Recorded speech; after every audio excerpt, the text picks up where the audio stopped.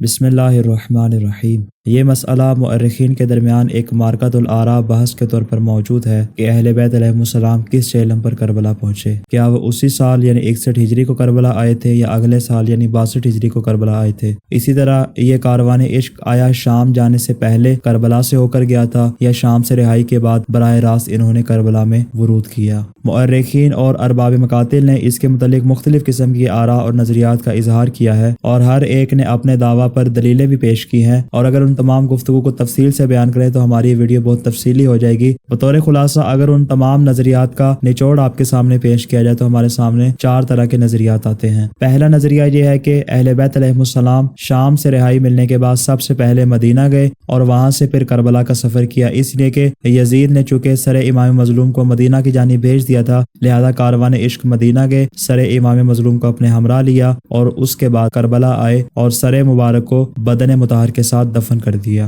لیکن یہ جس چہلم کو کربلا پہنچے یہ 62 ہجری کا چہلم تھا، یعنی شہادت حسین کے 1 سال بعد۔ دوسرا نظریہ یہ ہے کہ اہل بیت شام سے رہائی کے بعد 62 ہجری کو کربلا میں چہلم پہنچے، اس لیے کہ 61 ہجری میں شام سے رہا ہو کر چہلم کے روز کربلا میں وارد ہونا ناممکن بلکہ خلاف عقل شمار ہوتا ہے۔ تیسرا نظریہ یہ ہے کہ شہادت کے سال یعنی 61 ہجری میں ہی کاروان اہل بیت کو شام لے جانے سے پہلے کربلا لے جایا گیا، یعنی 11 محرم کو جب اسیران اہل بیت کو کوفہ کی طرف روانہ کیا گیا اور اس کے بعد یہ کارواں تقریباً 1 ماہ کے قریب زندان کوفہ میں رہا۔ اس کے بعد جب وہاں سے رہا ہو کر ان کو شام لے جایا جانے لگا تو پہلے یہ کربلا وارد ہوئے، تو جس دن یہ کارواں کربلا وارد ہوا وہ 61 ہجری کا چہلم کا روز یعنی 20 صفر کا دن تھا۔ اس کے بعد کاروان عشق کو یہاں سے شام کی جانب لے جایا گیا۔ اور چوتھا نظریہ یہ ہے کہ شہادت کے سال یعنی 61 ہجری کو ہی شام سے مدینہ واپس جاتے ہوئے 20 صفر کو کاروان عشق کربلا کے میدان میں پہنچا، اور اس نظریے کی بنیادی دلیل یہ ہے کہ 11 محرم کو کاروان عشق کو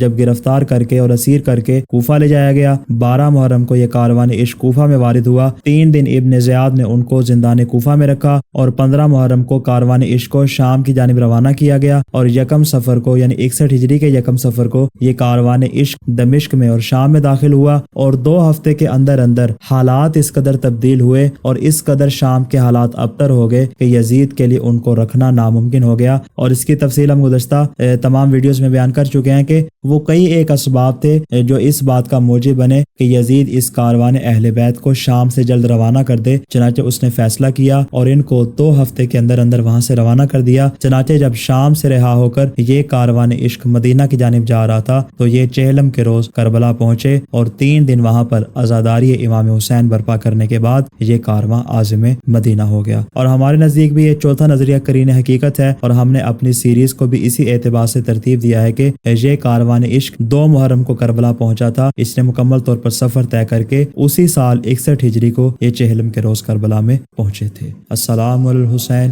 وعلی علی ابن الحسین وعلی اولاد الحسین وعلی اصحاب الحسین۔